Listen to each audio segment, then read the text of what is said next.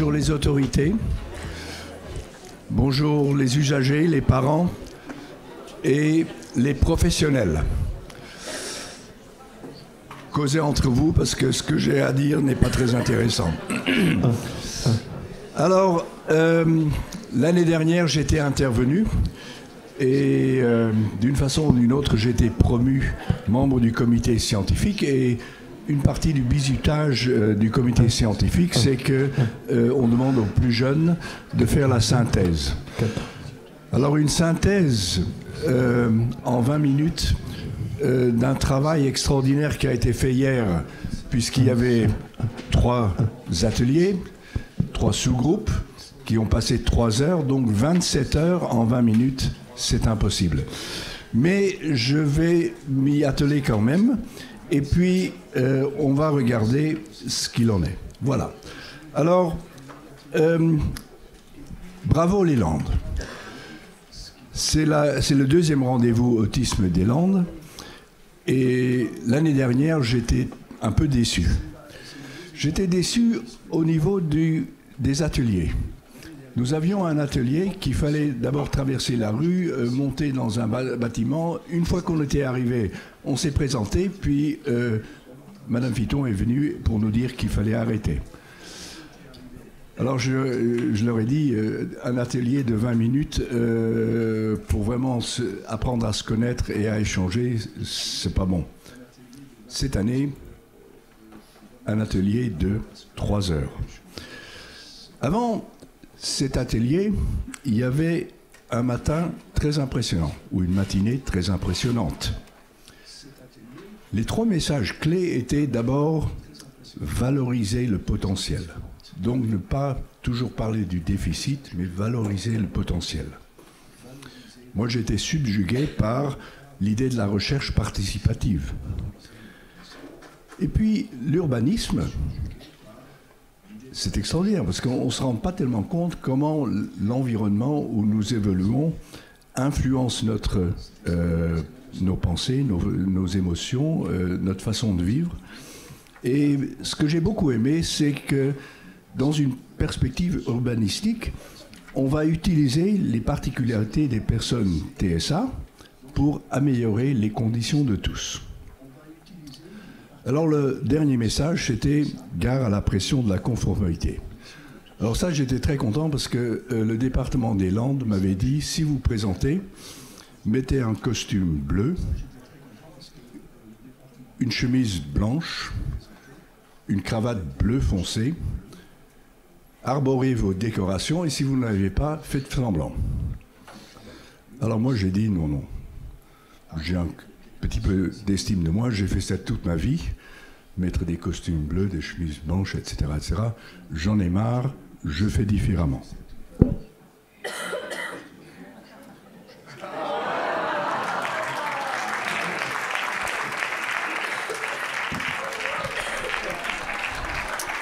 Voilà. Maintenant, je me sens à l'aise. Je me sens très à l'aise parce que ce maillot-là, c'est un maillot très spécial. Ceux qui regardent le rugby savent qu'il ne se porte plus. Parce que ce maillot, c'est le maillot 1963. Le 2 juin 1963, moi j'étais à la radio et au stade de Bordeaux, il y avait la finale du championnat de France. Dax,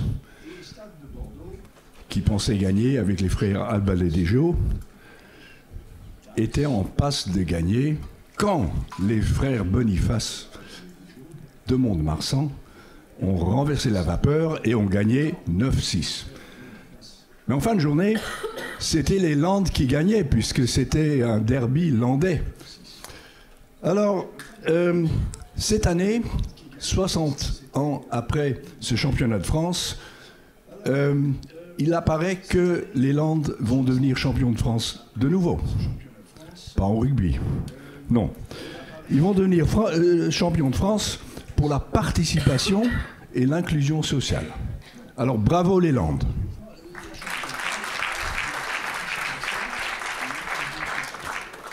Alors, Hier, il y avait 3 ateliers. 3 thèmes vraiment très pertinents. Il y avait le premier, la citoyenneté. Le deuxième, l'autonomie. Et le troisième, l'estime de soi. Moi, je suis un peu récalcitrant, donc j'ai inversé l'ordre. Je me suis dit, il faut d'abord s'estimer pour acquérir une autonomie. Et puis à la fin, on arrive à la citoyenneté pleine.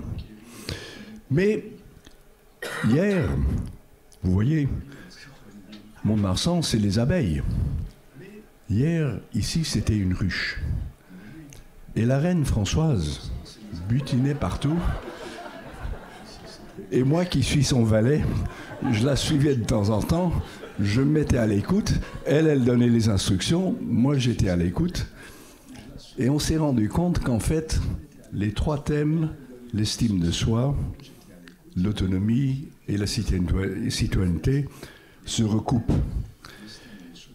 Et j'étais vraiment subjugué par la richesse des échanges que j'ai vus.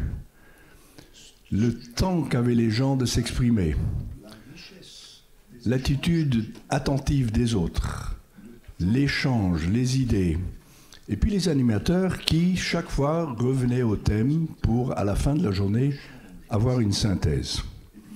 Alors quand on regarde les 3 groupes ensemble, les 27 heures, il y a des mots qui en ressortent. D'abord, acceptation et tolérance. Et tolérance vient du verbe latin qui veut dire porter. Donc la tolérance, ce n'est pas le laisser aller, c'est vraiment supporter l'autre, c'est une activité. Et l'acceptation, c'est l'ouverture à l'autre. Ne pas imposer ses normes, ne pas dire nous sommes dans un monde neurotypique, donc c'est la seule norme. Non, nous sommes dans la diversité. Ensuite, les 2 mots-clés, c'était bien-être. Donc, accéder au bien-être. Et une des conditions primordiales pour accéder au bien-être, c'est déstigmatiser. Et le stigme, ce n'est pas seulement les TSA. Quand nous regardons nos préjudices, quand nous regardons notre façon de regarder le monde, nous sommes pleins de stigmatisation. Nous stigmatisons des situations, des partis politiques, des cultures, etc. Donc, déstigmatiser, ça commence par soi-même. Ça commence par prendre conscience de ses préjudices, ne pas les accepter et s'ouvrir à l'autre. Alors vous comprenez que j'ai passé toute la nuit à essayer de trouver un « i » pour les derniers mots, parce que CCI, c'est là où nous sommes, mais à la fin de la journée, je n'y suis pas arrivé, c'est CCC. Et je ne sais pas quel est le bon ordre. Faut-il commencer par la connaissance, la compréhension, puis les communiquer, ou faut-il communiquer nos compréhensions et nos connaissances? En tout cas, voilà le topo global. Alors, on va passer les 3 ateliers dans l'ordre que je vous ai dit. Donc, le premier atelier, le thème, c'était valoriser l'estime de soi. Alors dans ces ateliers, dans les sous-groupes, on a beaucoup parlé de définition. Qu'est-ce que l'estime de soi, comment elle se rapporte à la confiance en soi, etc., etc. Et puis il y avait cette notion de diagnostic. Est-ce que le diagnostic va augmenter votre confiance en soi, ou est-ce qu'il va vous mettre de côté et dire, bon, vous êtes une personne TSA? Et on a vu que c'est un processus. Il faut faire son deuil du diagnostic. Alors le deuil commence par le déni. Je ne veux pas. Et puis il faut prendre le temps d'accepter ce déni. Il faut surtout prendre une attitude où l'on sort de la représentation déficitaire. Parce que tous les critères du diagnostic ou de la classification sont négatifs. Vous ne pouvez pas ci, vous ne pouvez pas ça, etc. etc. Bon. Mais rendez-vous compte si quelqu'un vous définissait par tout ce que vous ne savez pas. Je ne suis pas une femme, je ne suis pas français, je ne suis pas... Oh, la liste, pour moi, elle est indéfinie. Ça ne s'arrête jamais. J'ai des déficits sur tous les fronts. Alors il faut renverser la vapeur. Il faut absolument sortir de cette représentation. Et ça, c'est une chose qui appelle aux professionnels, qui appelle aux instances, au gouvernement, puisque tout est organisé par rapport au déficit. Et puis, ça appelle aussi aux parents, aux usagers, de ne pas se présenter comme déficitaires, mais de se présenter comme des personnes à part entière avec un potentiel extraordinaire. Alors, pour bien se comprendre dans ce cadre-là, il faut faire bouger les cadres. C'est pas moi qui le dis, c'est les groupes qui sont venus à cette conclusion. À Mont-de-Marsan, les avions, c'est formidable. Hein. On a demandé spécialement qu'ils le fassent pendant ma conférence pour que ça vous désensibilise un peu au bruit. Mais enfin, moi, ça me crève les oreilles. Alors, il faut vraiment que notre société, ou la société, se mette en position de tolérance à la diversité au sens le plus large. Parce qu'il y a des personnes TSA qui sont françaises d'origine, il y a d'autres qui sont des immigrés, il y en a certains qui ont une culture chrétienne, juive, catholique.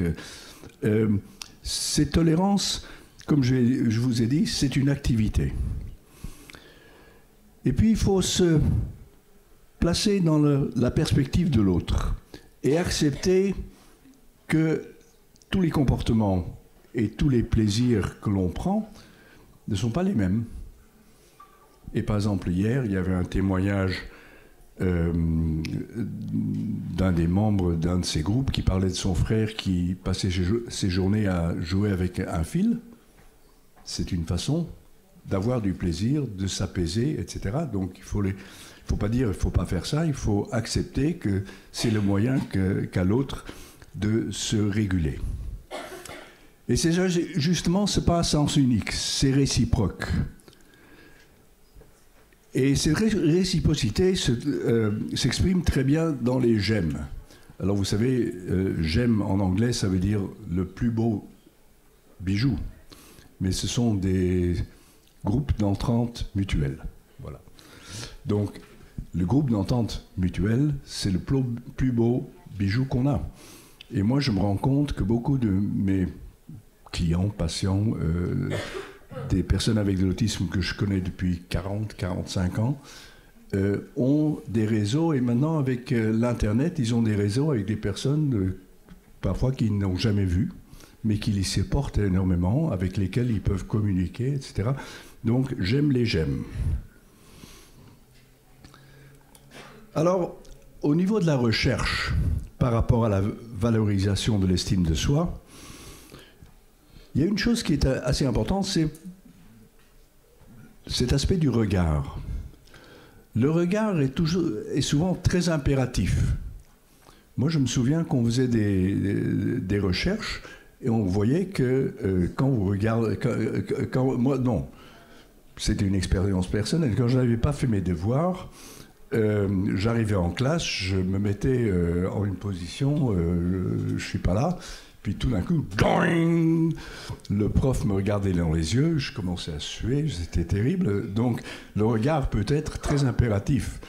Moi, c'était surtout quand je n'avais pas fait mes devoirs, mais quand vous êtes dans une position et que vous vous sentez déficitaire, évitez le regard de l'autre. C'est un moyen de se sauver, si vous voulez. Et donc, il faut absolument comprendre comment la compréhension du regard des autres va contribuer soit à l'estime de soi, soit à se désestimer. Une autre notion qui a été discutée dans les groupes, c'était le diagnostic. Souvent, on se dit, autisme, c'est une classification. Mais le diagnostic, c'est vraiment connaître la personne, c'est vraiment connaître cette personne dans son contexte, avec ses possibilités et ses limitations. Donc, redécouvrir l'importance du diagnostic veut dire qu'on va pouvoir se mettre dans la perspective de l'autre. Pour les recherches, il va falloir savoir comment valoriser l'estime de soi et surtout aussi faire des recherches pour trouver des moyens d'augmenter l'estime de soi chez l'autre. Donc, formation, psychoéducation, donc apprentissage, et puis, c'est la première fois, mais ce ne sera pas la dernière fois, la nécessité du répit. Donc, le bon Dieu, quand il a créé le monde, a dit « Travaillez 6 jours, prenez 1 jour de repos ». Moi, je parle 6 minutes, je prends 1 minute de repos. Non, c'est une blague. J'aurais dû. Parce que nous, on est pratiquement en continu. Alors, le deuxième atelier s'est attelé à comprendre et voir comment soutenir les compétences qui mènent à l'autonomie.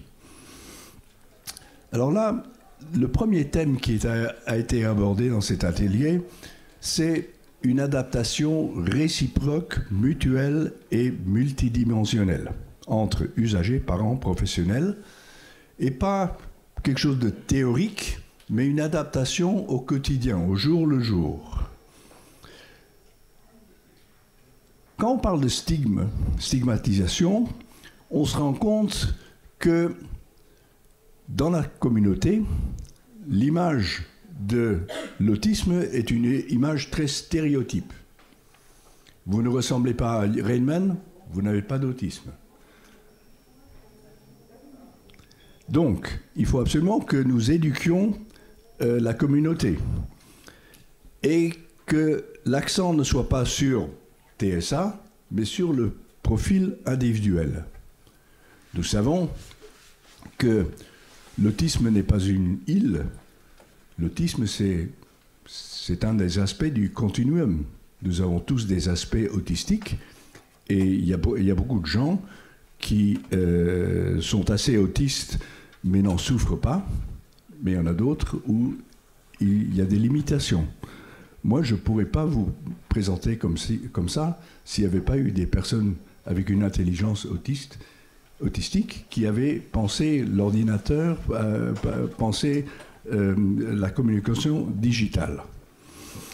Donc, compréhension, connaissance, et puis favoriser un environnement tolérant et inclusif. Où avions-nous déjà entendu cette phrase?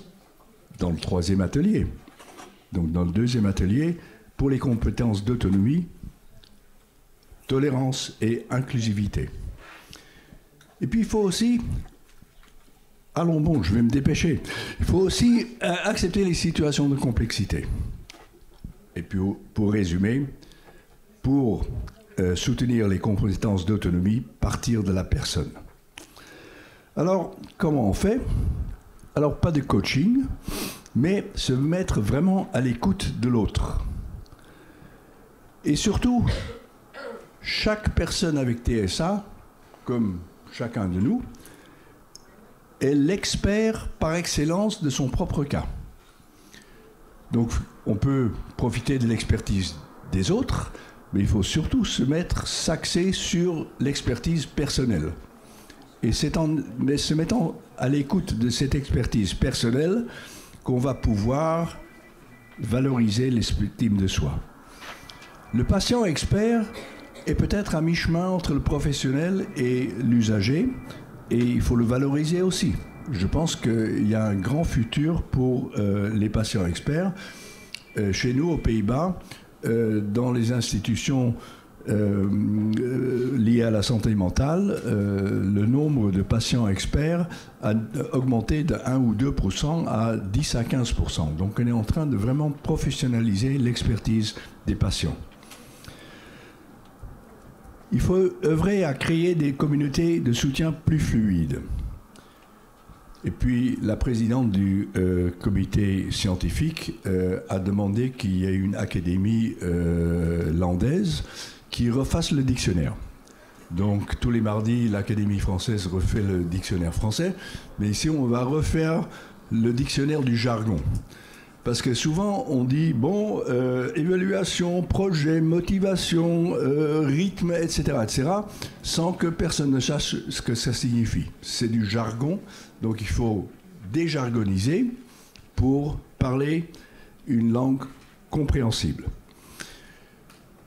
Et ça, la langue compréhensible, elle est essentielle pour les tout-petits. Donc, si vous voulez favoriser les compétences d'autonomie, commencez tôt. Et là, vous vous dites, il se perd complètement, parce que dans l'atelier 3, on parlait de répit, maintenant on parle droit au repos. Oui, ça revient à chaque étape. Et puis, il faut prendre des risques. Il faut oser prendre des risques. Il faut oser prendre le risque d'une exposition au bruit, aux odeurs, etc. Parce que plus on s'adapte au déficit, plus on devient vulnérable. Donc il faut cet aller-retour entre répit et activité. Bon, alors là, je me suis trompé dans les couleurs parce que j'aurais dû mettre le bleu à gauche et le rouge à droite et puis du blanc au milieu, parce que la citoyenneté commence par l'accès à l'information. Donc, il faut créer des outils FALC. Dans le dictionnaire landais, ça veut dire facile à lire et à comprendre. On en apprend tous les jours, donc j'aime les FALC. J'aime, J-G-E-M. Pour aider les personnes à connaître leurs droits. Et toutes les personnes ont des droits. Nous sommes tous citoyens. Alors, il n'y a pas tout à inventer, il faut adapter les plateformes existantes pour retravailler. Puis un mot-clé qu'on aurait pu voir dans tous les 3 ateliers, c'est anticiper. Là, c'est un appel à vous. J'aurais pu mettre un R, ça aurait été très abstrait, mais je vous le dis, anticiper. Et ça, l'anticipation, je me souviens que quand je faisais des camps avec des jeunes avec de l'autisme, on faisait toujours 2, 3 plans pour le lendemain. Un plan, s'il allait faire beau. Un plan, si elle allait pleuvoir ou faire mauvais temps. Puis le 3e plan, c'était le plan pour l'imprévu. Et l'imprévu, ça pouvait être tout.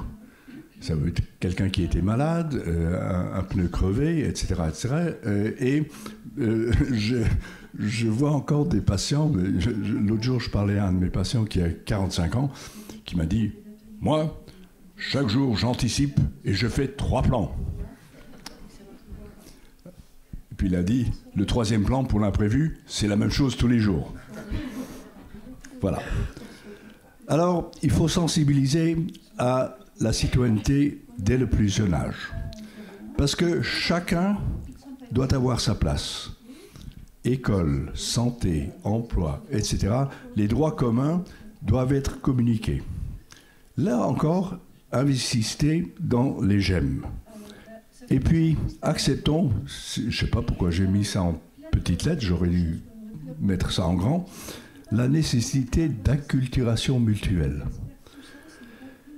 Donc, marquons aussi un droit que chacun a à la détection et au diagnostic précoce.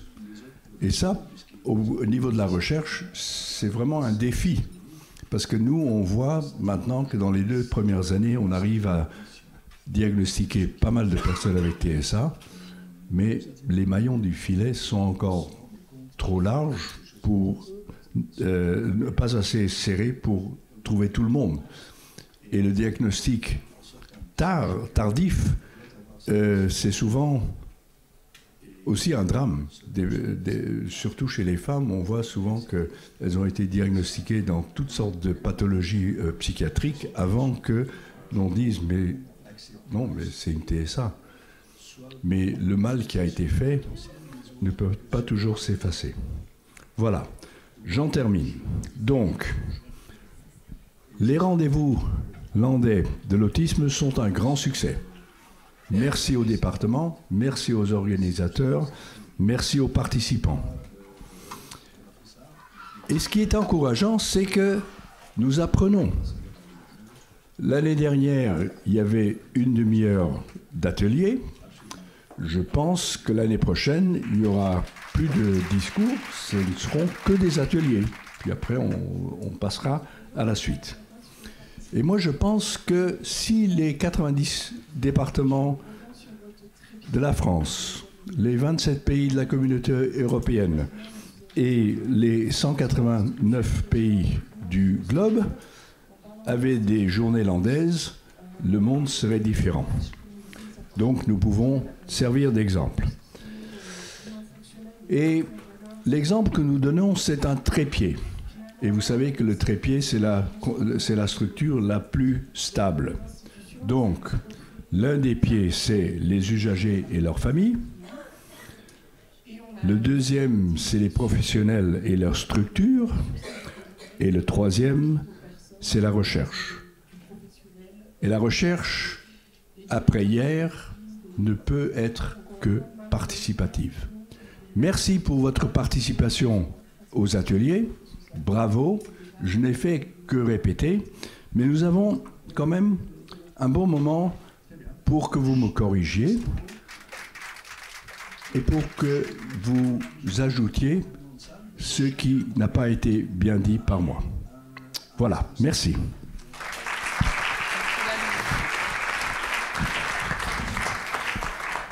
Alors, je ne sais pas si y a des accompagnateurs ou des personnes dans les ateliers qui ne se sont pas trouvés, écoutés, entendus par ce que j'ai dit. Est-ce qu'il manque quelque chose? Ah, Philippe, tu vas ajouter quelque chose? Oui, ça je m'en doutais. Non, je veux simplement redire, mais peut-être c'était Françoise qui souhaitait le dire aussi, que vous pouvez poser vos questions par un petit par écrit aussi. Voilà, mais par écrit aussi, voilà, ouais. Parce que certains préfèrent poser les questions par écrit. Une question ou un commentaire ou un désaccord, ouais. Bien évidemment. Hein. Surtout ne vous privez pas, on a le temps de le faire.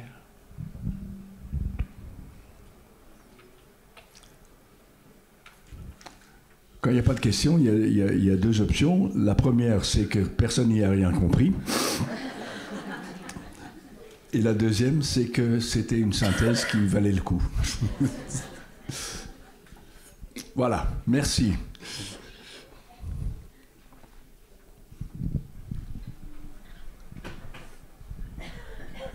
Bonjour, je n'étais pas là hier parce que j'avais rendez-vous avec une psychiatre spécialiste en autisme sur Mont-de-Marsan. Donc déjà, pourquoi j'avais ce rendez-vous ce jour-là? Bon, bref, c'est dommage, puisque c'est ça qui m'a empêché de venir, pour moi et pour mon fils, puisque nous sommes autistes tous les deux. J'ai bien aimé entendre digérer le diagnostic, ce que vous avez dit tout à l'heure, ça j'ai bien aimé l'entendre. Et après, je trouve que ce retour des ateliers est intéressant, mais j'espère que ça ne va pas rester que là, et que ça va pouvoir être transformé, parce que je suppose que beaucoup de personnes autistes, adultes, sont dans notre cas, qu'on est à la maison, qu'on ne fait rien, qu'on a plein de capacités qui ne sont pas utilisées parce que la société nous dit vous êtes trop, vous êtes trop, voilà, trop dans tous les domaines, ou pas assez pour certains. Ouais. Et du coup, ça fait des gens tristes à la maison, ouais. Et plein de choses qu'on aurait pu apporter et qui ne le sont pas. Et c'est ouais. Dommage. À quoi ça sert, quoi? Ouais. Donc j'espère que tout ça, ce n'est pas que de la congratulation sur le moment, mais que ça va pouvoir être transformé, entendu. Enfin voilà. Oui.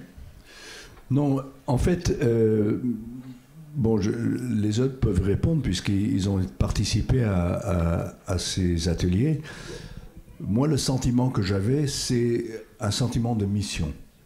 Que ceux qui participaient aux ateliers se rendaient compte qu'il fallait faire quelque chose contre la stigmatisation, qu'il fallait faire quelque chose pour augmenter la tolérance. Et donc, en sortant d'ici, chacun doit avoir cette mission, à mon avis. Et nous sommes tous les avocats de la diversité, des TSA, pour que notre société soit plus tolérante, accepte plus et soit beaucoup plus axée sur le potentiel des autres que sur leur déficit. Donc, je vous rejoins complètement. Et j'espère vraiment que tout le monde a entendu l'intervention de cette dame, parce que c'est absolument ce qu'il fallait dire. C'est pas on a fait ça, on a fait une synthèse, on fait un rapport et puis on passe à l'ordre du jour qui est faire exactement ce qu'on a toujours fait. Absolument pas. Merci beaucoup.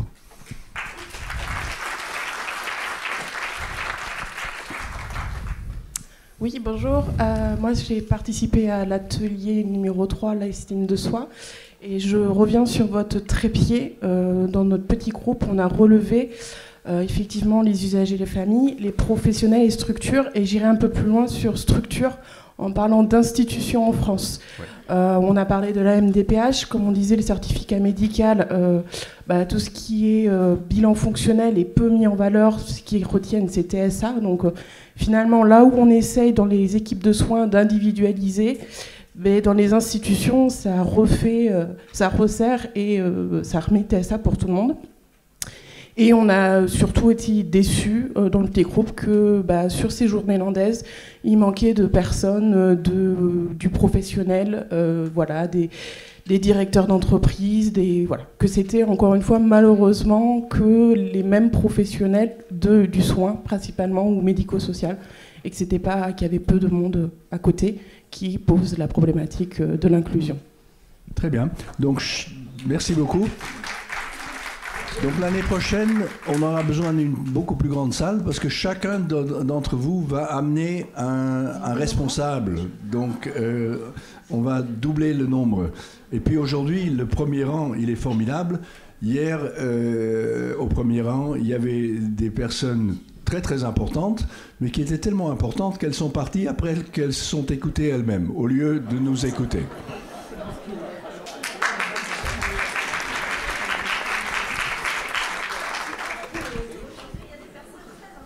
Aujourd'hui, le premier rang, c'est vraiment c'est la crème de la crème. Hein. Ça, c'est...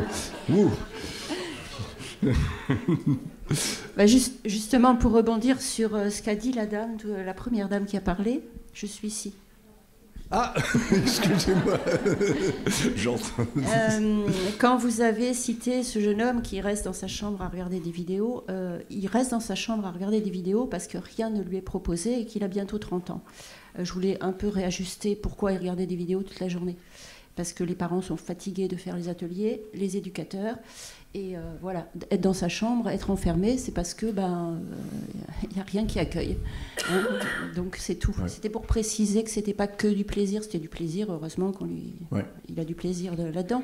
Mais c'était juste pour réajuster. Non, merci beaucoup. C'est un réajustement très important. Voilà. La dame en vert.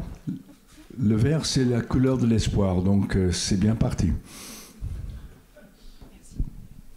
Bonjour, ma question va être en faveur de l'espoir, je pense. Enfin, j'espère.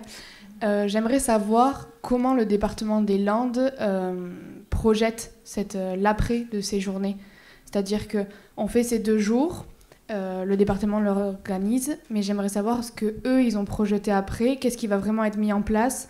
Pareil pour la recherche, est-ce qu'il y a des pistes de travail? C'était pour savoir. Je ne saurais pas vous répondre, mais ce matin, je suis passé sous un panneau avril, mois d'autisme, donc pour ce mois-ci, il y a un projet. Mais Françoise, vous allez pouvoir répondre. Alors, oui, je vais pouvoir répondre. Je pense que je ne trahirai personne si je dis qu'il y a un engagement très très fort du département des Landes, engagement qui a été pris par le président lors de l'installation du conseil scientifique en présence de Catherine Barthélémy, de Claire Compagnon et de Danielle Langlois, qui est la présidente d'Autisme France, qui ne pouvait pas être parmi nous aujourd'hui parce qu'elle est très très fatiguée, elle a beaucoup de choses à faire, mais qui nous suit très très attentivement. Et le président s'est engagé à ce que ça ne soit pas que des mots, à ce que, certes, il y a un dispositif 15-25 ans chouette et expérimental sur Mont-de-Marsan, mais que ça ne soit pas que ça, que ça soit aussi d'autres relais sur l'ensemble du territoire, et à ce qu'il y ait cette dynamique qui soit mise en place. Donc, voilà. Donc cette année, il y a eu un mois de l'autisme, il y a eu la première journée landaise de l'autisme l'an dernier. On a souhaité en faire 2. Voilà, les associations ont souhaité faire un mois de l'autisme. Quand on a posé la question au président, ça a été un grand oui. Donc voilà, je pense qu'il pourra vous en dire plus ultérieurement. Mais honnêtement, enfin voilà, je pense que la dynamique est partie et qu'elle ne va pas s'arrêter. C'est bien. Et on va tenir le département des Landes à sa promesse. Et s'ils ne s'y prennent pas, l'année prochaine, on va se rassembler, on va étudier une chanson, puis on va aller à la préfecture, on va chanter « Parole, parole, parole ». Catherine. Oui, c'est une très bonne question. Je considère que cette question elle est une proposition. C'est-à-dire que à l'issue de cette rencontre, on ne va pas seulement se quitter, mais je pense qu'il est important d'établir un lien entre ces journées de cette année, 2023, et les journées de 2024.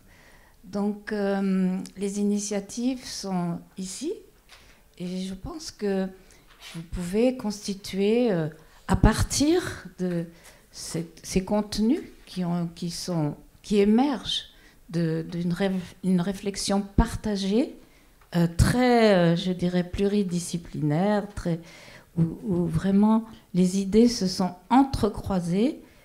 C'est important de maintenir cette réflexion tout au long de l'année. Donc, c'est une préoccupation, vous voyez, c'est-à-dire que entre deux mots, quand on met un trait d'union, ça a un sens, et je crois que les actions qui vont se dérouler et les réflexions qui vont se dérouler dans ce qu'on appellera des groupes, qui sont vraiment librement constituables sur votre initiative, vont permettre de donner un sens à nos actions. Vous voyez, alors il y a une action certes phare pour le moment, c'est chacun sa vie, chacun sa réussite.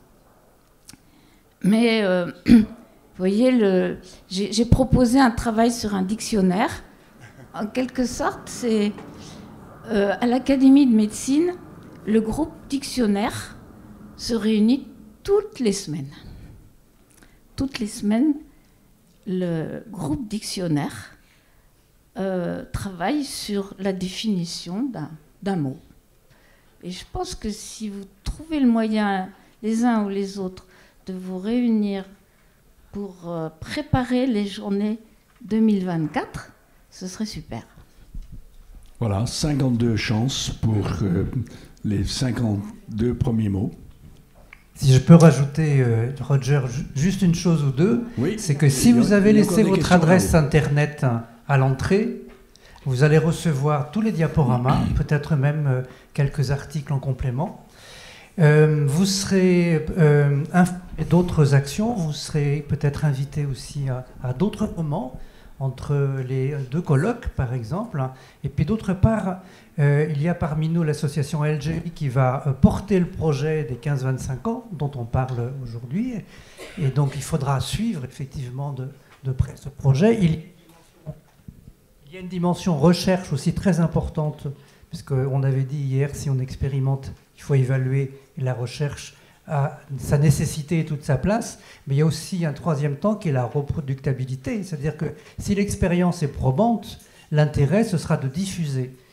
Et là, il y aura aussi un travail à faire de qu'on puisse porter plus loin et diffuser cette expérience. Voilà. Bonjour. De façon concrète, voilà, hein, on va parler aujourd'hui encore du projet Montois, qui est personnellement, je le suis avec une grande attention, comme tous ici. De façon plus concrète, si l'on veut que son jeune fasse partie de ce projet, je n'ai pas réussi à avoir vraiment de réponse, même l'année dernière. Quelles sont les démarches pour les familles à faire pour qu'éventuellement, si ce n'est intégré dès l'ouverture, puisque visiblement la première pierre est bientôt posée, soit au moins sur une liste d'attente. Parce que de toute façon, les familles ici présentes savent très bien que nos jeunes, après les institutions, les enfants sont sur une liste d'attente. Donc pourquoi pas celle-ci? Mais quelle démarche faut-il faire? Je crois que Françoise piétine pour vous répondre. Alors, je vais essayer de vous répondre. Effectivement, jusque-là, c'était compliqué de faire les démarches parce qu'un dispositif, ça veut dire qu'il y a des agréments derrière, qu'il y a des appels à projets, enfin qu'il y a toute une procédure à respecter. Actuellement, il y a les arrêtés d'autorisation. Donc, ça veut dire que concrètement, la MDPH va pouvoir faire vraiment des orientations vers ce dispositif-là. Jusqu'à maintenant, ça n'était pas possible. Pour autant, quand même, que ce soit Tom Daucher et ses collègues du côté du CRA, les collègues de la MLPH, moi aussi, enfin, on a tous quelques noms en tête, forcément.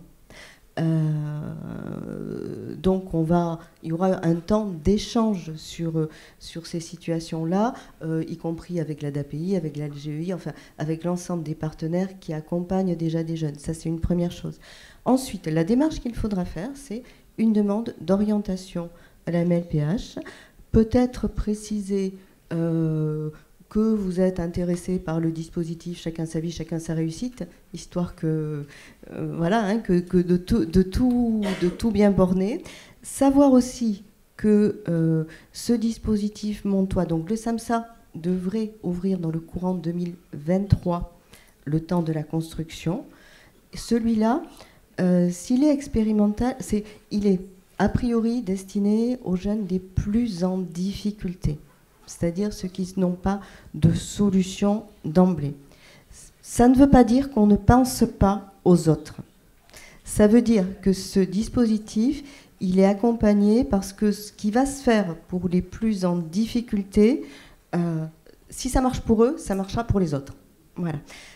Donc ça, c'est une chose, mais qu'il y a des tas de choses qui se passent ailleurs. Il y a des choses qui se passent à Morsins, il y a des choses qui se passent à Saint-Perdon, il y a des choses qui se passent sur Sabre, il y a des choses qui se passent sur l'Esperon. Il y a des, voilà, c'est le maillage qui est en train de se construire et c'est long, et ça on en a bien conscience. Mais les choses se construisent. Donc si vous voulez, ce qui va se faire, c'est que à un moment donné, je regarde Tom, tous ces gens-là vont se parler à un moment donné pour essayer de centraliser. Voilà, les choses vont commencer concrètement à s'organiser et j'ai bien conscience que ça a été extrêmement long et que c'est extrêmement long pour les familles qui sont dans le besoin. Mais on veut faire différent de ce qui existe, en fait. Et quand on fait différent, c'est plus compliqué, c'est plus long. Voilà. Il y a encore une dernière question ici au premier rang. Ah, pour ajouter. Par rapport à cette histoire de maillage, en fait, les fameuses visios qu'on a fait pour préparer les ateliers avec les différentes institutions, les Landes, Colocadi, tout ça, pourquoi ne pas juste réitérer déjà ça pour commencer? Genre 2 fois par mois, par exemple, ouais. Parce que c'est déjà un système qui marchait bien, donc pourquoi ne pas continuer à le faire? Très bien, très bien. Voilà. Alors maintenant, avant de passer au film, j'ai un rêve et j'ai une expérimentation. J'ai une baguette magique. L'une des choses que j'avais toujours espéré, c'est un jour faire l'expérimentation de bougez cette baguette magique, changez toutes les femmes en princesses et tous les hommes en grenouilles. Alors, abracadabraca, mince, ça ne marche pas.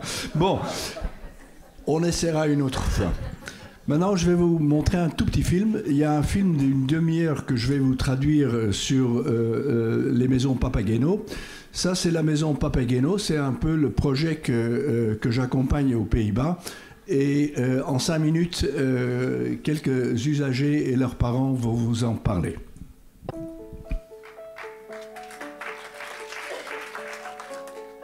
Luc is een jongen met de diagnose autisme en dan staat er altijd bij met een gevoeligheid voor depressies en psychoses. Dus dat is de complexiteit. Tot aan zijn puberteit heeft hij zich enorm ontwikkeld en toen begon de ellende. Hij had geen vrienden en hij zag dat zijn broer en zijn zusje dat wel hadden. Hij ging dat heel erg missen.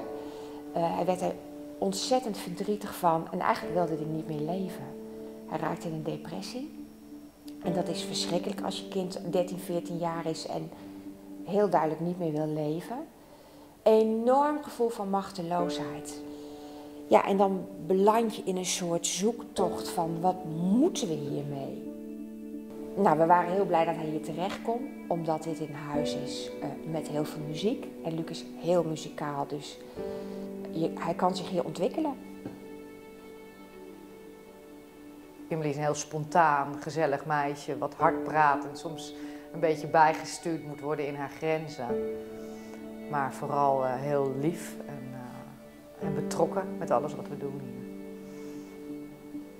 Hoe lang woon je nou in het huis? Sinds november vorig jaar. Waarom woon je niet gewoon zelfstandig? Waarom heb je dit nodig? Wil je het uitleggen? Omdat er bij mij een stukje autisme is gediagnosticeerd en een stukje ADD. En wil je hier leren? Zelfstandig geworden sowieso. En uiteindelijk dat ik gewoon op eigen woning krijg en dat er wel af en toe gewoon begeleiding langskomt. Ja. Het Papageno-huis is opgezet omdat er voor de groep jongeren die hier wonen eigenlijk nog geen goede plek is waar je echt kan leren op jezelf te gaan wonen, van welke vaardigheden je daarvoor nodig hebt. En het Papageno-huis die voldoet wel in die behoeften. We zien hier jongeren binnenkomen die heel erg in zichzelf gekeerd zijn. Die zien we naar buiten treden, die zien we openkomen, die zien we ontwikkelen in de horeca. Dus er zijn jongeren die, voordat ze hier kwamen wonen, toch redelijk vastliepen. En hier zo goed als zelfstandig kunnen gaan wonen. Laten zien dat ze dat kunnen en de vaardigheden daarvoor leren. Dat vind ik echt heel bijzonder. Nou, ik zeg altijd dat ik aan het Papageno-huis mijn hart heb verloren. Ik denk dat wij als groot doel hebben dat we niet een zorginstelling willen uitstralen, maar meer dan dat. Ook met de zorg zeggen wij dus weinig nee, maar heel veel ja. En wat kunnen ze nou wel? Laten we daar eerst eens naar kijken. En dan blijkt er dus heel veel mogelijk. Weet je nog wanneer je je diagnose kreeg? Oh, 16 dacht ik. Oh, dat is best wel wat ouder eigenlijk al. Want als het eerder was vastgesteld, dan had ik eerder hulp gehad. En wat zijn nou de nadelen? Dat je wel eens denkt van ik baal dat ik dat heb. Kun je daar ook iets over zeggen? Nou ja, dat mensen als ze niks aan de buitenkant zien, dat ze al gauw een stempel op je gedrukt krijgen. Dus eigenlijk zeg je van ik had het wel fijn gevonden als ik eerder die diagnose had gehad. Als ik eerder naar een gedragstherapeut was gegaan of iets, dan was er misschien eerder iets uitgekomen. Want dat is wel wat we heel vaak horen, hè? Dat jongeren eigenlijk te laat een diagnose en daar willen we met Papageno ook wat aan gaan doen. Mm-hmm. Dat heet vroegdiagnostiek. Ja, weet ik. Maar ja, dat is bij mij helaas niet. Nee. Dus dat hoop je misschien voor andere kinderen weer. Ja. Oké. Papageno is wel uniek in deze zin dat we muziektherapie aanbieden. Muziektherapie is een hele mooie hulpvorm eigenlijk om kinderen en jongeren, in dit geval bij Papageno, te helpen in de ontwikkeling.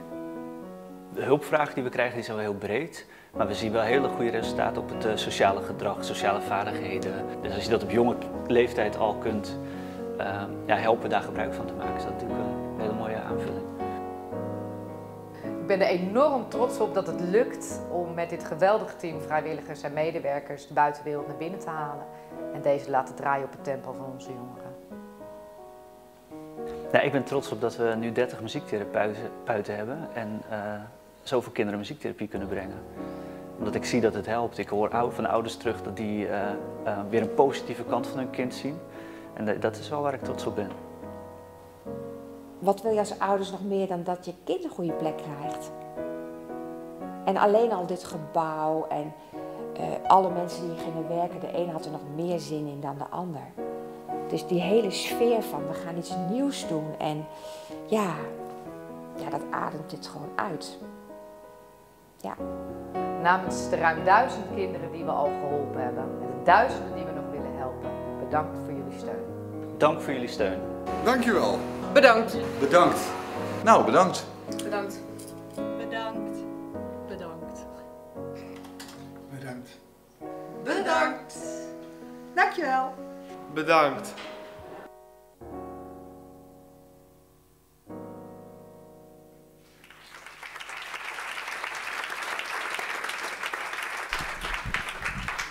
Et un grand merci à Fabrice, excusez-moi.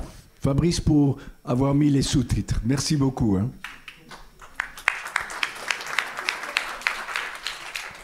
Voilà, je cède le micro au président de la journée, Philippe. Ah bon? D'accord. Peut-être avez-vous des questions sur ce que vous venez de voir, parce qu'on avait parlé de Papageno l'année dernière, beaucoup, et donc on avait vraiment envie de voir à quoi ça ressemblait. Si vous avez, voilà.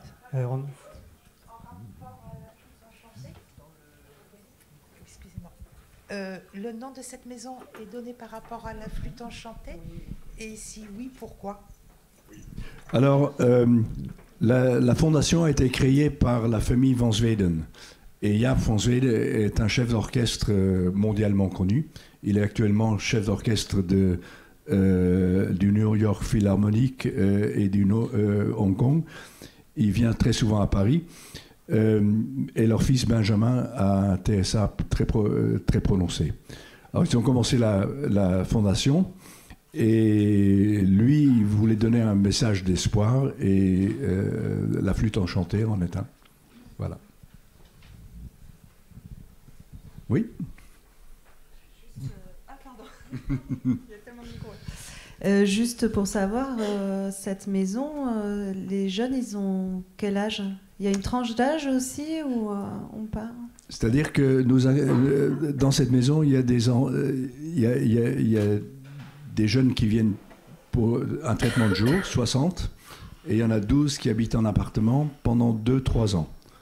Et donc ceux qui sont en appartement, on espère qu'ils vont se développer d'une façon à acquérir une grande autonomie. Et les 60, ils ont de 15-16 ans jusqu'à peu près 25 ans. Et pour l'instant, on voit que à peu près 3/4 des jeunes arrivent à se développer. Et maintenant, on est en train d'installer des structures pour qu'ils puissent habiter, si vous voulez, parce qu'il y en a certains où l'accompagnement est plus intensif, et donc ils restent. Et par exemple, maintenant, on vient d'acheter plusieurs hectares de terrain pour faire des jardins, une ferme maraîchère, etc. Juste, c'est cette tranche 18-25 ans, c'est ça, comment dire?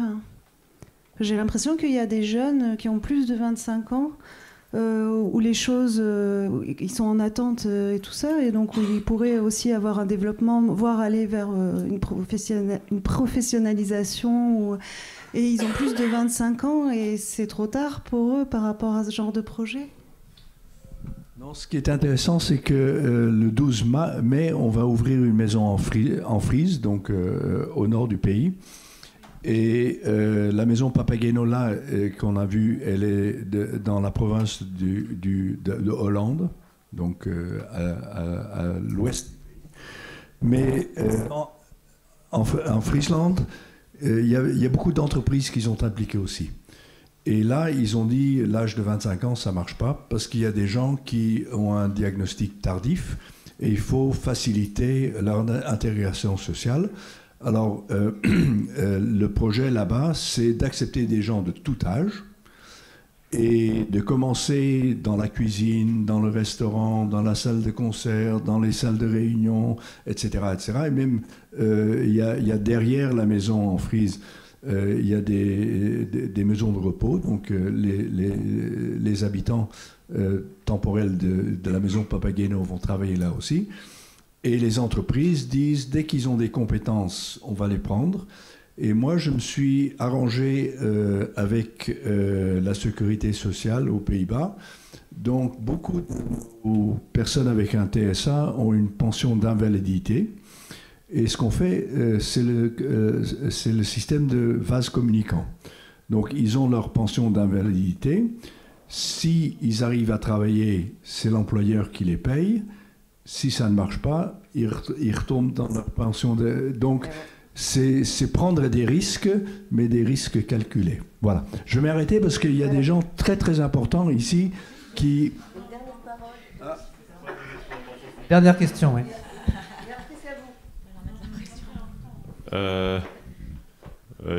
Déjà, juste petite remarque par rapport à ce que je disais hier sur les termes. Pension d'invalidité, c'est un terme qui m'apparaît comme violent aussi. Mais ça met dans des cases, ouais. Encore une fois. Ouais. Non, mais c'est soit valide, soit pas valide. Ouais. Non, c'est une grande... Mais c'est le terme officiel. Ouais, et je vais rentrer aux Pays-Bas tout de suite pour faire changer le terme. Voilà. Ah, ça serait bien. Non, mais c'était... Mais vous avez tout à fait raison. C'était notre remarque vite fait, du coup. C'est une des façons de stigmatiser les gens. Juste prendre du recul dessus, déjà. Voilà. Sinon, pour la remarque, je trouve que c'est un peu dommage hier que par rapport aux ateliers, par exemple, celui que j'ai fait sur l'autonomie des personnes autistes, eh ben on est parti sur des témoignages de parents, généralement, pour lancer les sujets, les débats.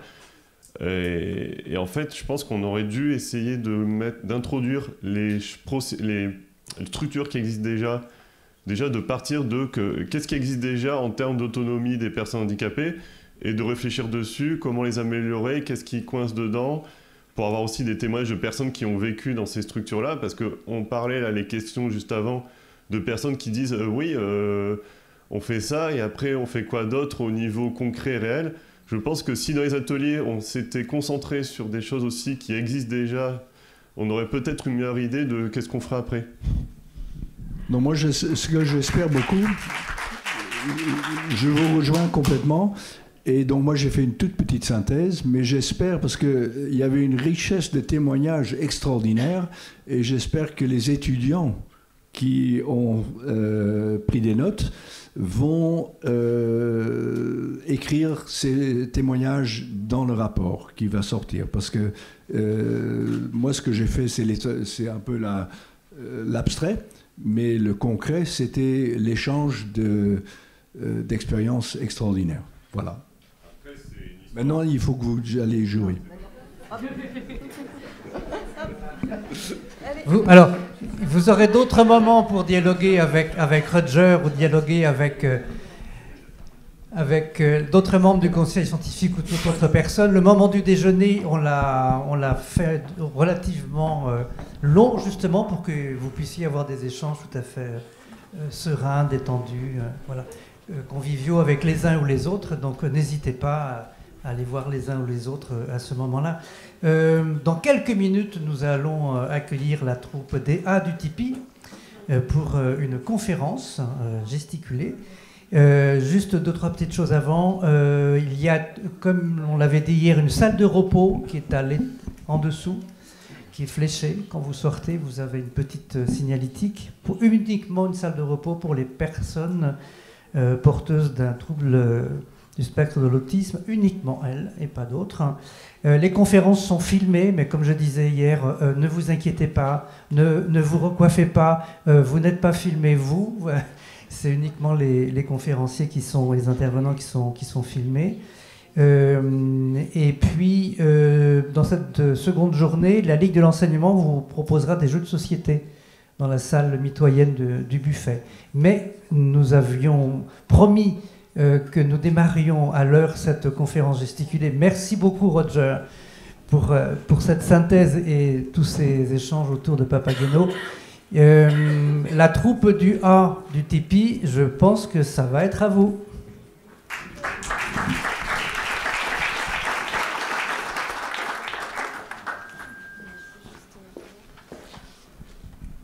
Voilà, juste pour situer un petit peu, donc c'est l'association Biscatypique de Biscarrosse qui a créé sa compagnie les A du Tipeee, qui rassemble des artistes professionnels, amateurs et des personnes typiques et atypiques. Et ce spectacle-là, donc c'est les 5 adhérents du GEM qui l'ont écrit et qui vont l'interpréter pour la première fois aujourd'hui.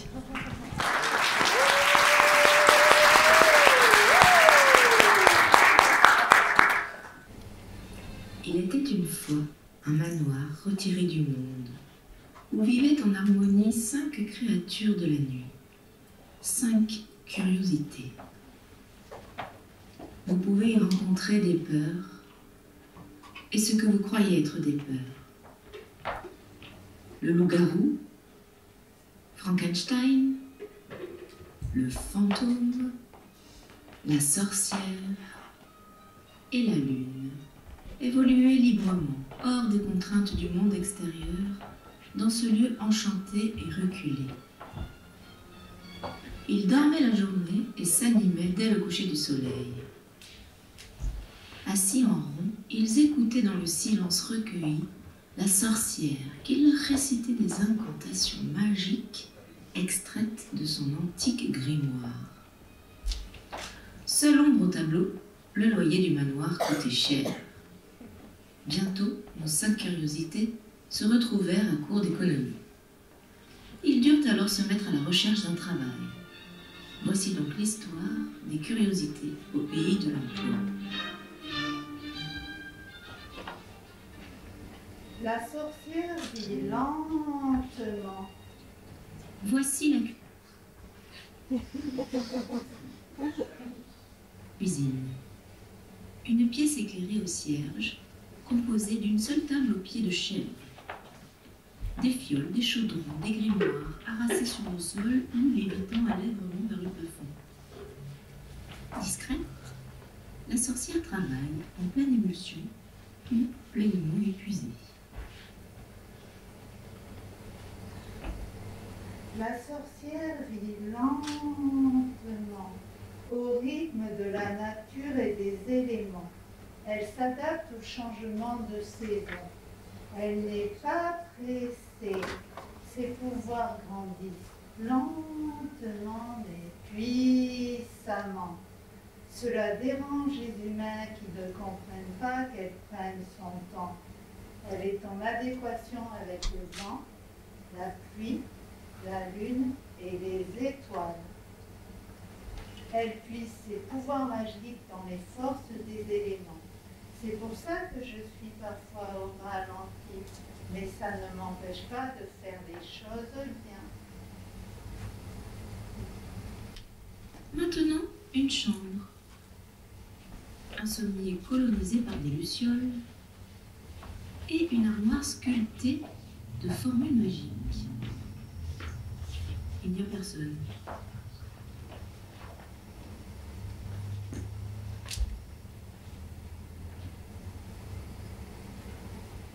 Un fantôme est à la fois visible et invisible. Intangible, mais pouvant interagir avec son environnement. Il est démodé, n'a pas les mêmes goûts que son entourage. Il n'a pas le sens du timing. Quand il parle, c'est toujours au moment où personne n'écoute. Et les sons monotones qu'il émet se perdent dans le vent.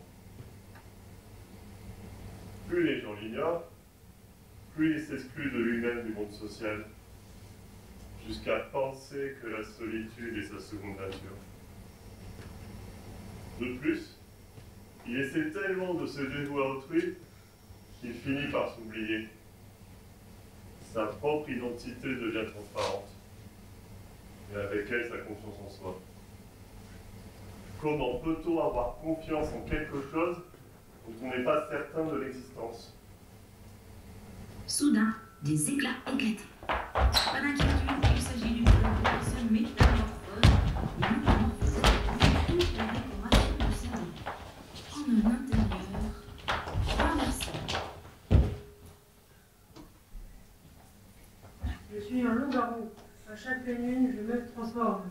Je n'ai pas le choix. Je n'ai pas choisi comme ça. Quand je rentre dans une pièce, je flaire en touchant à tout. Mes mains se dispersent partout.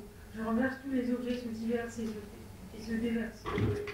J'ai besoin de toucher par hyposensibilité, parce que je suis intriguée. Et j'ai besoin d'identifier par le toucher. Parfois, j'appuie trop fort sur nos objets pour les sentir et ils se cassent et s'éclatent en mille morceaux. Mon débit de parole est rapide et inarticulé, rempli de jeux de mots. Et de second degré. Je parle loup-garou. Je n'ai pas choisi, c'est incontrôlable.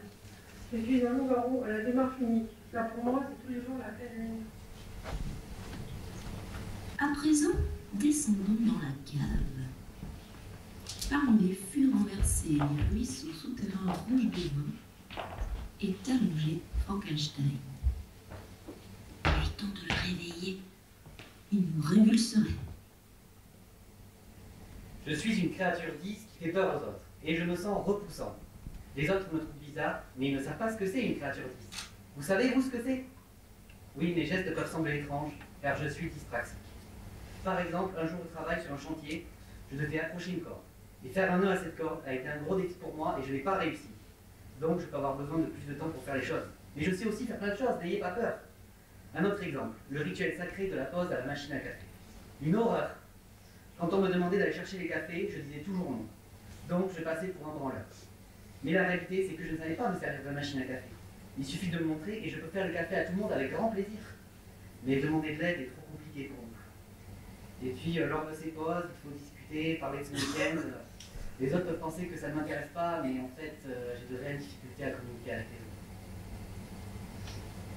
Et puis empruntons la spirale de l'escalier. Un havre de repos pour quelques planètes ou astres qui s'y reposent quelques heures, jours ou années. Les étoiles méditant illuminent chaque marche. Nous arrivons en haut de cette tour. La porte est un entrelac de nuages blanches, océan, palmes et lait de fleurs. Derrière, lune tournoyante, grandissante, rétrécissante. Sa rotation est permanence et conscience. Je suis lune noire, pleine lune des soirs. Je suis l'orbe de nacre dans l'immensité mystérieuse de la mémoire. Dans ma lumière intangible brille une hypersensibilité, un émoi fragile. Si je vois un animal souffrir, réel ou même fictif, mon cœur mue en une hémorragie de larmes. Ma lumière filante devient fuligineuse, mes larmes se confondent pendant des heures au velouté noir de la nuit. Je suis inconsolable, pétrie de tumultes affligeants, secouée d'orages coudoyants. Mon pouvoir est de voir, dans tous les esprits des gens, je vois leur nuit. Je capte leurs humeurs, mais aussi toutes leurs émotions enfouies. Même ceux que je croise, en un instant, je vois leurs étoiles, mais j'absorbe aussi leur noir de nuit. Souvent, je me bats alors loin du ciel, dans un gouffre de flux émotionnel.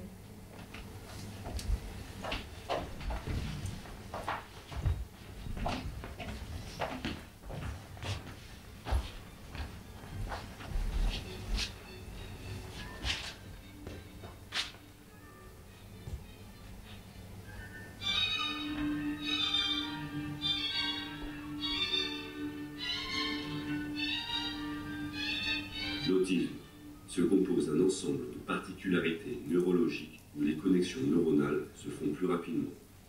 Le cerveau est structuré par des chemins neuronaux différents de la majorité et les sens sont parfois mêlés. Le cerveau, ayant de grandes capacités à recevoir et stocker des informations sensorielles, cognitives, émotionnelles, ne les trie pas, d'où le caractère envahissant. La relation et la communication fonctionnent alors sur des modes différents, hors de la norme. La bipolarité se compose d'un ensemble de caractéristiques intrinsèques à deux pôles, d'où bipolarité. Une phase de joie, d'ébullition, d'hyperactivité et une phase de dépression, manque de vitalité. Cela provient d'un fonctionnement de la chimie du cerveau. Les dysphasie, dysorthographie, dyscalculie, dyspraxie, créant chez une personne des particularités motrices ou cognitives générées par un cerveau où les informations se croisent et sont mémorisées différemment. HPI, le haut potentiel intellectuel, possède un cerveau où les connexions neuronales se font 2 fois plus rapidement et où l'hypothalamus est hypersensible. Ainsi, la personne présente un développement cognitif accéléré et peut se sentir en décalage avec les autres et voir ses émotions exacerbées. TDAH, qui peut se traduire par une émotion anarchique et une activité débordante. Caractérisé par une dérégulation sexuelle.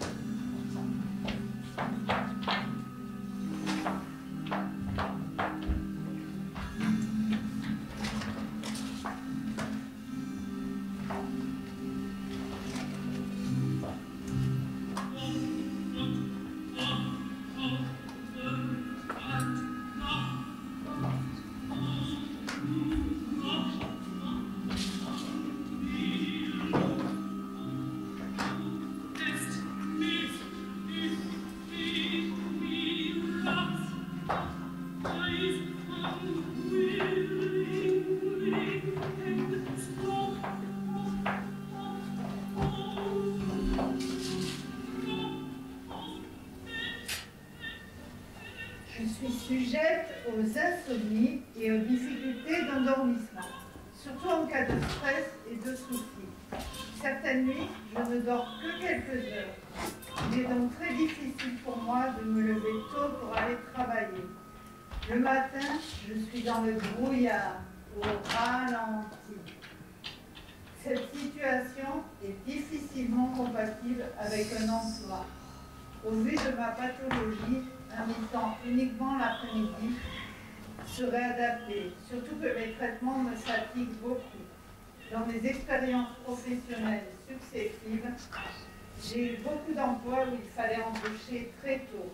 Cela générait beaucoup de stress pour moi, donc par conséquent des insomnies. Un cercle vicieux.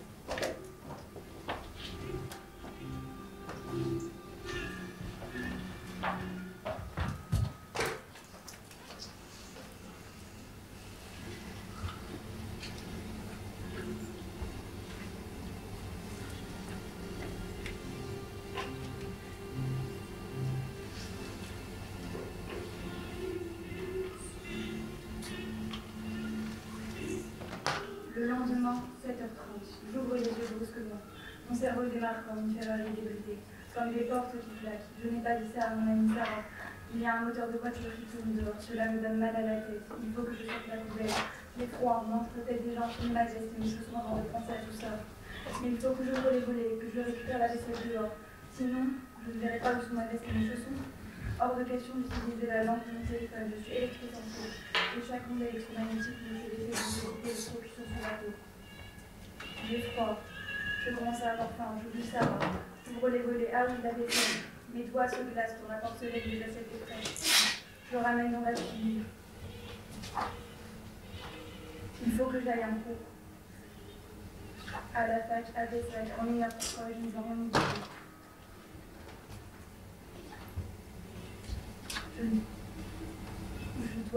Je dois partir en cours, mais il y a des bouchons très scientifiques car personne ne fait ce que je fais ni je suis. S'il m'arrivait quelque chose, j'aurais la capacité à gérer. Je dois me saisir d'un sac pour technique, sac d'affaires, sac de cours, ordinateur, kit de survie, l'essentiel du père, qui me retirer les bouchons, bref, car je rentre à Pessac à l'attaque en une heure parfois, je ne dois rien oublier. Il est 7h36. Cela ne fait que 6 minutes que mes paupières ont claqué comme des torses. Je suis toujours en pyjama et je suis toujours froid.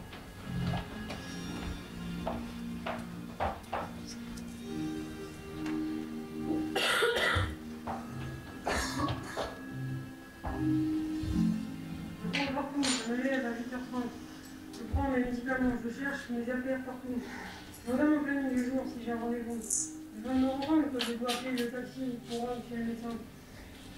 En venant de mon temps, je me sers du thé, je rien fruit, mais toujours jouant au téléphone. Puis je regarde l'heure, je suis en retard, je me précipite pour m'habiller. Ah ça, disons que ce soit du vêtement, c'est crucial. C'est compliqué, quelle chemise, quel pull d'hiver, quelle couleur. Une fois décidé, je fais ma toilette, je regarde l'heure, je cours partout, c'est bon, je suis en retard. Je me pose, ah mince, mon porte-monnaie, celui-là, où est-ce que je l'ai mis encore? Une fois, j'avais laissé sur la toile de voiture d'une amie en faisant l'essence, je s'imaginais à station-service. Il s'était parti pour le labyrinthe administratif. J'ai resté à pleurer la nuit tombante. Heureusement, quelqu'un l'avait retrouvé.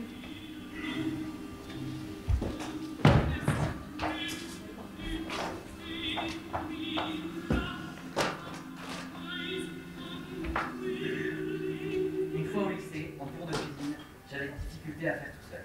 Je n'arrivais pas à peler les aliments, j'avais beaucoup de retard par rapport aux autres élèves de ma classe qui disaient que j'étais une banquière. Du coup, je ne venais plus dans ces cours. Dans le cours de puériculture, je n'arrivais pas à m'occuper des cours. Le jour de l'examen, j'étais tétanisé, j'avais le visage tout rouge comme une tomate. J'ai fait n'importe quoi et j'ai eu une très mauvaise note. Plus tard au travail, certains collègues me disaient que j'étais étourdi et qu'il fallait avoir de la patience avec moi car je n'arrivais pas à faire certaines choses.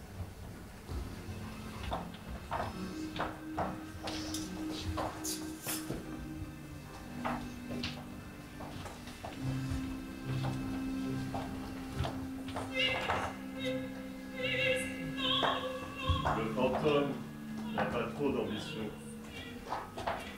Ou plutôt, il ne sait pas dans quoi il aimerait s'investir pleinement. Avec sa faible estime de soi, il a fini par préférer le transfert de son ego dans un avatar virtuel. Ainsi, il passe beaucoup de temps sur les jeux vidéo. Il n'arrive pas à avoir des amis. Il le faut en jouant. Toutes les choses qu'il ne peut avoir dans la réalité, il l'obtient dans le monde virtuel. Mais son être disparaît de plus en plus dans l'expérience sociale.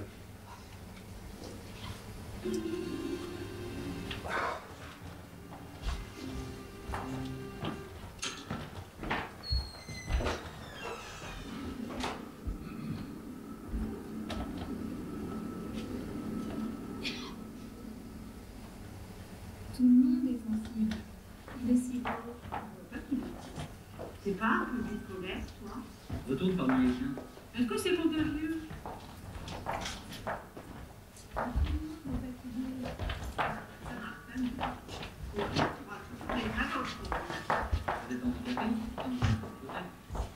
Non, tu n'as pas le refus. Tout le monde est sensible. Il est si beau. On voit pas qu'il est autiste. T'es pas un peu bipolaire, toi? Retourne parmi les tiens. Tu profites des aides de l'État. Tout le monde est fatigué. Il n'a pas de ça dans la famille. C'est handicapé, est-ce que c'est contagieux? Retourne parmi les tiens. T'es pas un peu handicapé? Retourne parmi les tiens. Vous êtes handicapé, pourtant vous êtes en fauteuil. Retourne parmi les tiens. Vous êtes handicapé, pourtant vous êtes en fauteuil. Retourne parmi les tiens. Est-ce que c'est contagieux? Vous êtes handicapé, pourtant vous êtes en fauteuil.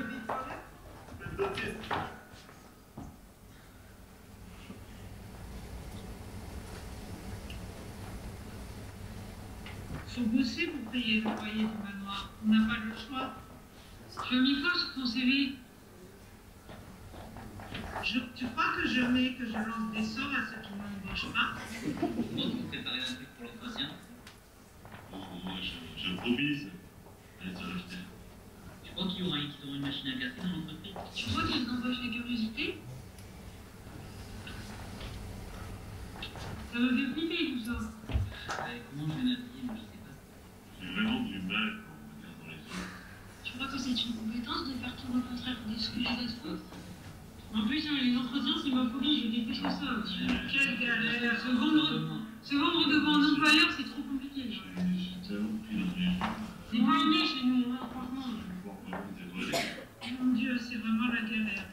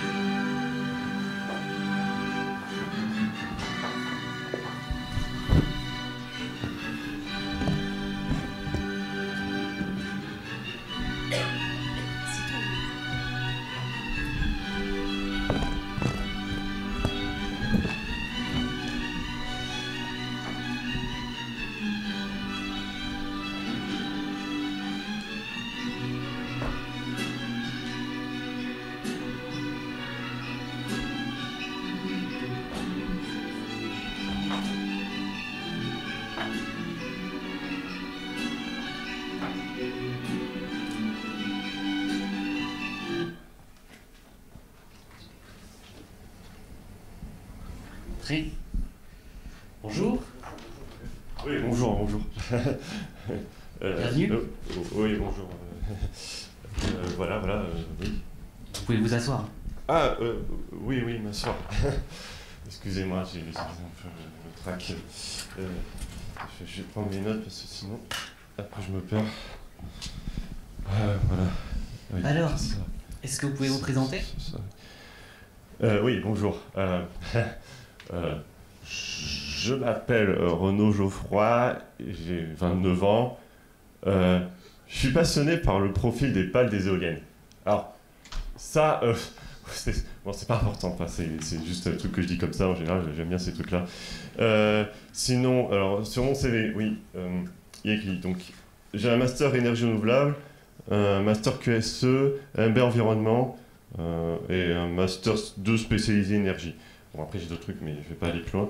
Ce qui m'intéresse particulièrement, c'est l'étude du rendement des cellules photovoltaïques. Bon, c'est encore plus particulier, mais c'est vraiment un truc qui m'intéresse parce que, vous voyez, on dit en général que le silicium, c'est le truc qui est le plus rentable et qui est utilisé dans l'industrie aujourd'hui, principalement. Mais il y a d'autres pays qui ont prouvé qu'avec d'autres matériaux, on obtient des rendements bien supérieurs avec d'autres types de cellules, comme, vous voyez, il y a quoi d'autre, par exemple? Oui, merci, très bien. On va passer à la question suivante. Pourtant, c'est essentiel ce que je dis. Pourquoi est-ce qu'il me coupe? Alors, oui. Donc... Alors, quelles sont vos compétences? Alors, les compétences, oui. Je suis très rigoureux, je suis efficace sur une trace précise, je vais au bout de mes projets, je m'engage jusqu'au bout, ça, il n'y a pas de problème. Oui, donc je vous assure. J'ai une très bonne capacité d'analyse et de synthèse, et aussi je suis créatif. Voilà.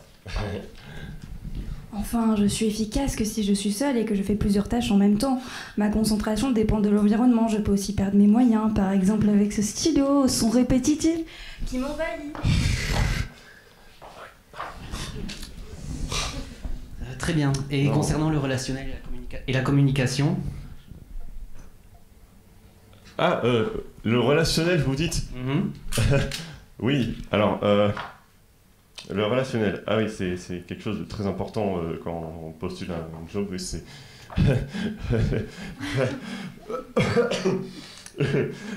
ça peut aller, ça dépend des situations. Je me débrouille, hein, ne vous inquiétez pas, je me débrouille très bien. Par exemple, pendant les études, j'ai fait des projets en groupe. Voilà, projet en groupe, et ça s'est très bien passé, et je m'entends bien avec les gens et tout. Et, oui, voyez, parce que vous savez, vous allez devoir rencontrer les élus pour présenter les projets ou coordonner les équipes. Oui. Bon, vas-y, dis-lui là, déjà qu'au bout d'une demi-heure ça t'épuise. Non mais je peux m'adapter, je peux m'adapter, il suffit que je change mes horaires d'habitude et tout, enfin, je peux m'adapter, il faut que je me mets dans le moule, c'est comme ça. Oui, tu peux le faire, que si tu n'as rien d'autre à faire dans la journée et que tu rentres dormir tôt.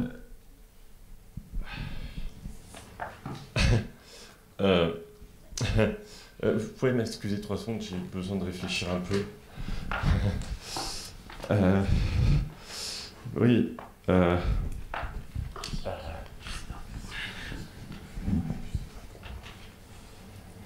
que je peux dire que je peux le faire? Oui, je peux le faire. Non, enfin, si.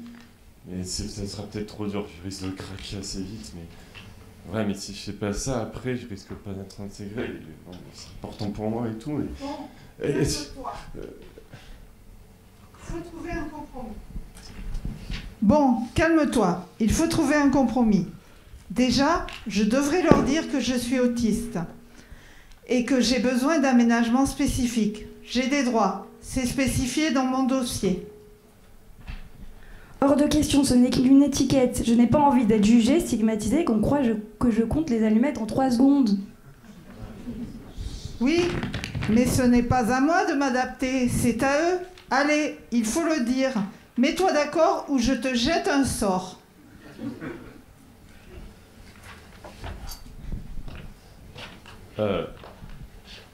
Ah, excusez-moi, j'ai eu un petit moment de... Je me réinstalle. Voilà. Excusez-moi. J'ai quelque chose que je vous ai pas dit dans mon CV avant. J'avais peur de le dire. Voilà. Je suis autiste.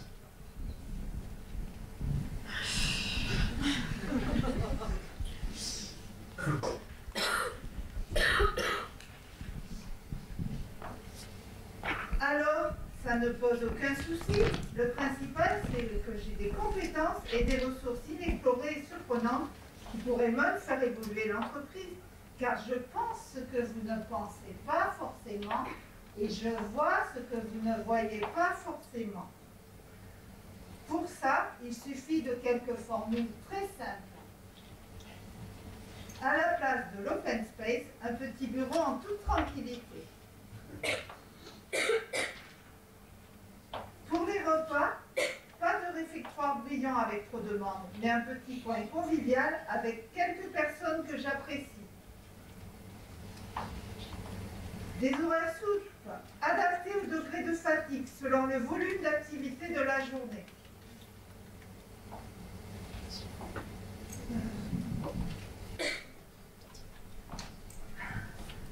Des réunions pas trop longues avec des pauses régulières. Éviter les imprévus et les changements de programme de dernière minute. Bref, une écoute attentive des besoins et des particularités au quotidien qui peuvent varier selon les jours, les conditions, l'environnement, les stimuli extérieurs, les personnes rencontrées, l'état de fatigue. Pour finir, même l'entretien d'embauche est à penser différemment. Il est vachement ce type quand même.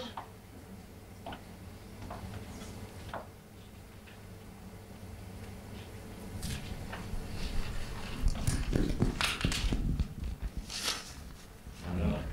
Merci. Vous avez...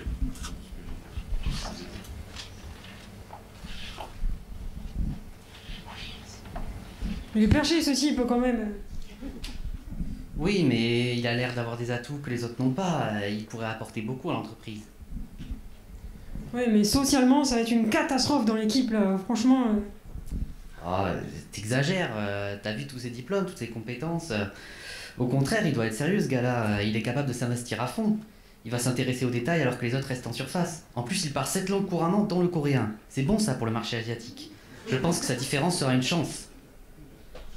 Bon, tu m'as convaincu, Franck. C'est un défi pour l'entreprise et moi, je relève ce défi.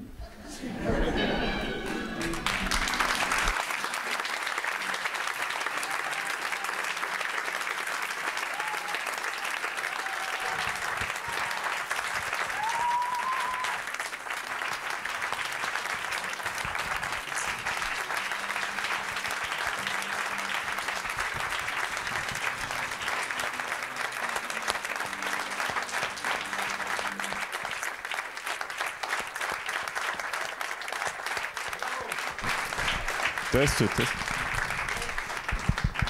Si, il marche encore. Dites pas encore, par contre. Je suis un peu fatigué.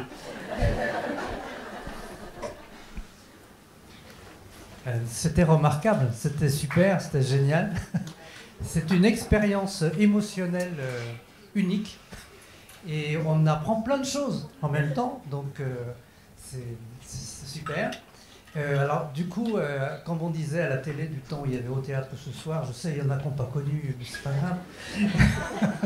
Et les décors sont de Roger Hart et la mise en scène de Gérard Tolwan. Mais là, on a envie de vous demander, alors, les textes sont de qui? Et puis la mise en scène, vous pouvez nous en dire un petit mot? Ou comme vous voulez. Pour les textes, je les prends en 20 minutes. J'écris des trucs qui me faisaient pas la tête. Et après, ça passe.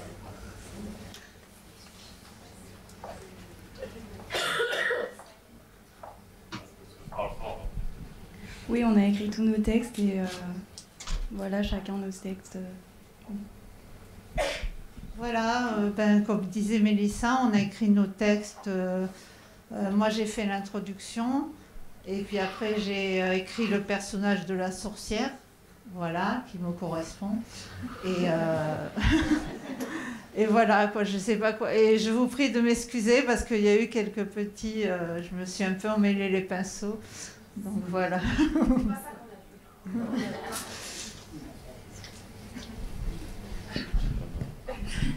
Non. Voilà. Mais on vous remercie 1000 fois. Merci à tous.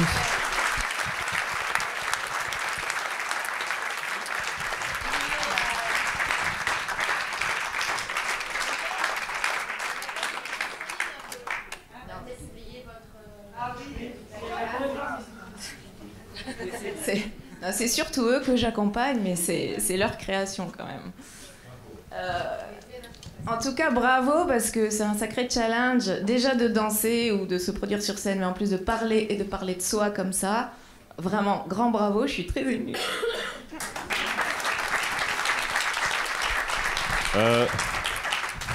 Juste, j'aimerais bien l'avis du public. Non, pas ça, pas pour ça. Il y a Mélissa qui se plaint qu'elle s'est plantée dans des trucs du texte et tout ça. Quand elle a fait son texte sur les trucs rapides, c'est vrai qu'à des moments, il y a des moments de pause où elle savait plus trop quoi dire. Est-ce que pour vous, ça vous a semblé même plus mieux en fait? Parce qu'il y a ce moment où on ne sait pas quoi dire à ce moment-là, on est perdu. C'est bien représentatif aussi du handicap, ces moments-là.